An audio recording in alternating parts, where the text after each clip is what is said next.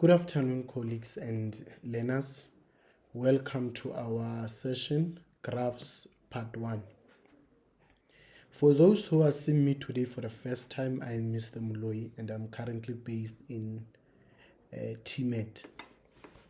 So let us start first by talking about what are graphs. Firstly, we need to know that a graph is a visual representation of relationships between objects. Now, as we are talking about graphs, we need to know that graphs can be used to represent two types of data in a graphical form. So the first one will be a discrete data and the second one will be continuous data. We will also represent graphs on a Cartesian plane at a later stage. And then all the graphs must have the following. A graph must have the heading. A graph must have the independent variable that will be displayed on the x-axis, the one that will be displayed on the x-axis. And then again, a graph must have a dependent variable that will be displayed on the y-axis. You know, graphs are used to model and solve problems in many fields, such as in computer science, for those who will be interested in studying computer science, social networks, logistics, and biology. Firstly, let us discuss discrete and continuous data. One, we are saying discrete data is a data that is counted. Counted data can only be whole numbers. For example, the number of goals scored by Bafana Bafana in each match played in the last World Cup. So we are basically saying here, we can't say Bafana Bafana scored 2.5 goals. We can't say Bafana Bafana scored 2.5 goals. We can only talk about whole numbers. It's either they scored 3, 4, it must always be whole numbers. And then this is a graphical representation of discrete data. And then let us go to the next one. Continuous data. It is a data that is measured. This data involves real numbers rather than just whole numbers. For an example, suppose that the weight in kilograms of people to gym, of people going to gym is related to the amount of nutrients taken by those people per day. Right? If we look at this, we can speak of weight as 2.5 kilograms at 2.8 kilograms. Hence, we said that the continuous data includes the real numbers. Right? This is a graphical representation for continuous data. Right. Again, let us talk about linear and nonlinear graphs. We are saying graphs can either be linear or they can be nonlinear. Linear graphs, the points on a linear graphs are always forming a straight line. Like here in this example, you see this is a straight line, and then also this, even the second example, it is also a straight line. Then again, we can talk of nonlinear graphs. The points of a nonlinear graph do not necessarily form a straight line. You can see in both occasions here, these two graphs are nonlinear because they are curved. Again, we are saying a graph can either be increasing, decreasing, or constant. Mind you that at some point they might say increasing function, decreasing function, or a constant function. So when we are talking about an increasing function, we are also talking about an increasing graph. So it is just a matter of mathematical terminologies. One, we say a graph is always read from left to right. And then let us firstly talk about an increasing graph. The y values are increasing as the x values are also increasing. And then we can talk of a decreasing graph whereby we are saying the y values are decreasing as the values of x are increasing. If you can remember, if I take you backwards, When we are saying y values are increasing and the x values are increasing, the relationship there we can say it is a direct proportion. The y values are directly proportional to the x values. When we come to the decreasing function, y values are decreasing, the x values are increasing. Therefore, we are saying it is an inverse proportion. The y values are inversely proportional to the x values. And then the last one is constant. When we are talking about the constant function, the y values remain the same as the x values increases. If you notice in all of them, the x values are increasing, while the y values might vary from one description to the other. Now let's look at this example. We have an increasing function, decreasing function, and we also have a constant. If you can look at this is an increasing function, it is a straight line. Decreasing function is a straight line.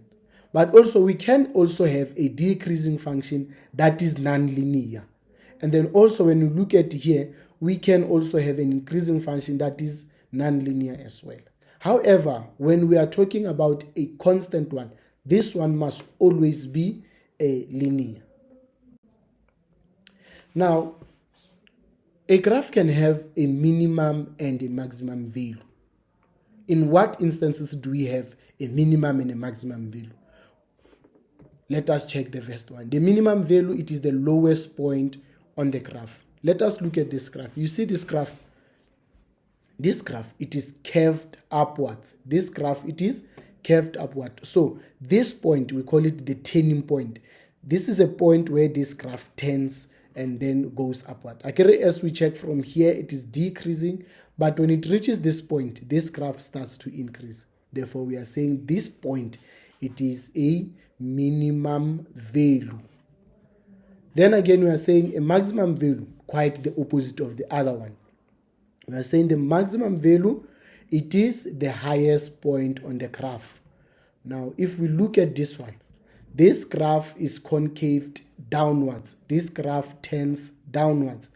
Then a point where this graph turns is called the maximum value. Now let us look at this activity. Now we are going to study the graph and then we answer the questions that will follow.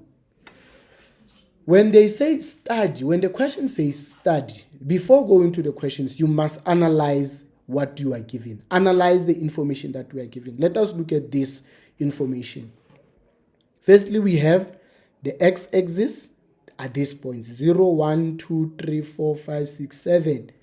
And then what are these numbers exactly? These numbers are representing time in hours. Remember, between dependent and independent variable, we can also say that the time in hours in this case, it is our independent variable because it is on the x-axis. And then again, let us go to the y-axis. Here is the y. That means this side, 0, 5, 10, 15, 20, going onwards, it is the distance in kilometers. Now notice how these numbers are arranged. There must be equal spacing between them, and then we must use an appropriate scale.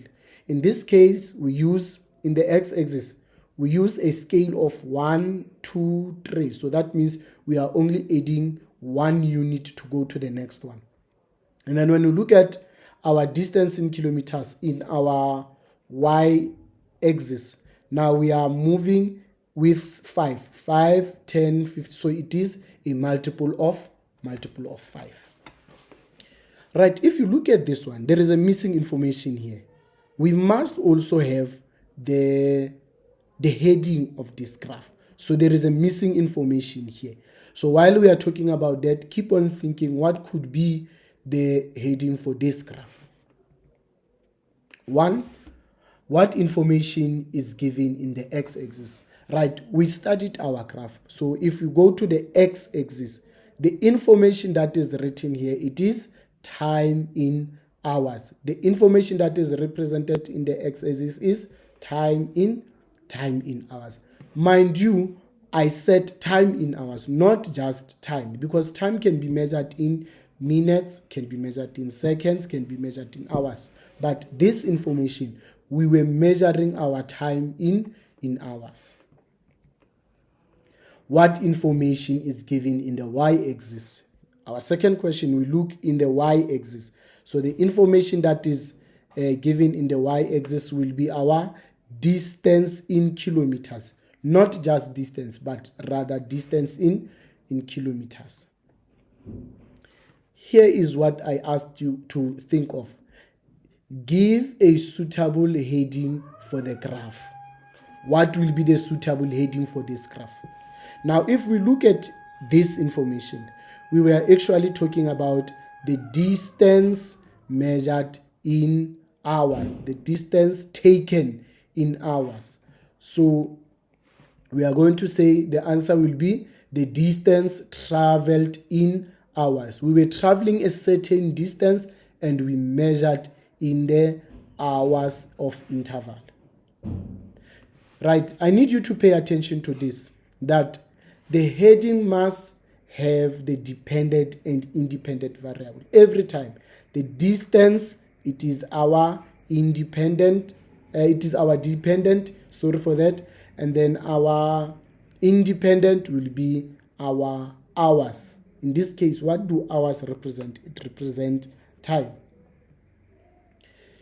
What happens within the first hour? Now we are going to check here from 0 to 1. From 0 to 1, within the first hour, look at this graph. Look at this graph. Our graph, it is increasing. You look at our graph, it is increasing. What is increasing? Look at here. As we are increasing in the x-axis, as our time increases, the distance also increases from 0 to 30 kilometers. So that means this person, if it was a person or a car, in 1 hour, it has traveled 30 kilometers. Right. What happens between the second and the fourth hour now? We need to check what happens in the second and the fourth hour. Let us check. The second hour, what was the distance traveled? 1, the distance traveled, it was 30 kilometers. The third hour, the distance was 30 kilometers. The fourth hour, the distance was 30 kilometers. So if you look, the time keeps on increasing from 2, 3, 4. But when we look at the distance remained at 30 kilometers. Therefore, we are saying what happened in the second and the fourth hour, the distance remained constant at 30 kilometers. Right. Now, that will be our last part for our graphs, and then that marks the end of our first session. I hope you understood. Where you do not understand, may you please indicate to the educator that you don't understand a certain concept. That teacher will explain to you, or you will also find this presentation again. You may replay it in the YouTube. Thank you very much for your time.